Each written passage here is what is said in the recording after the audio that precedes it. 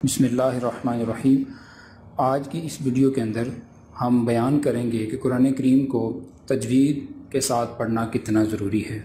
جیسے نبی رحمت صلی اللہ تعالیٰ علیہ وسلم نے ارشاد فرمایا، خیرکم من تعلم القرآن وعلمہ، تم میں سے سب سے بہتر شخص وہ ہے کہ جو قرآن کو پڑھے اور لوگوں کو پڑھائے۔ دوسری جگہ پر نبی کریم صلی اللہ تعالیٰ علیہ وسلم نے ارشاد فرمایا، من لم یتغن بالقرآن فلیس منا، جو قرآن کریم کو غنا کے ساتھ، خوبصورتی کے ساتھ اور لحن کے ساتھ نہیں پڑھتا وہ ہم میں سے نہیں۔ قرآن کریم کو تجوید و قرات کے مطابق پڑھنا یہ اہم ضروری ہے۔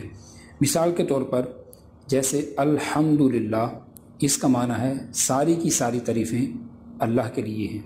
اگر ہا کی جگہ پر ہم الحمدللہ پڑھیں گے تو اس کا مطلب یہ ہوگا کہ سارے کا سارا دھواں اللہ رب العالمین کے لیے ہے۔ اور جیسے موٹے قاف کے ساتھ ہم قلبن پڑھیں گے تو اس کا معنی ہوگا دل، اور اگر بریک قاف کے ساتھ ہم قلبن پڑھیں گے تو اس کا مطلب ہوگا کتا۔ تو الفاظ کی ادائیگی نہایت ہی ضروری ہے، ورنہ معنی کہیں کا کہیں چلا جائے گا، زمین و آسمان جتنا اس کے اندر فرق آ جائے گا۔ تو تجوید کا معنی یہ ہوا کہ قرآن مجید کے الفاظ کو ان کے مخارج، ان کی صفات اور قواعد کے رعایت کرتے ہوئے الفاظ کو ادا کرنا تو انتہائی ضروری ہے۔ انشاءاللہ ہم اس چینل کے اوپر آپ کو قرآن کریم کے درست ادائیگی اور بہترین طریقے کے ساتھ پڑھنے کی انشاءاللہ آپ کو روزانہ کی بنیاد پر ایک سبق سکھائیں گے۔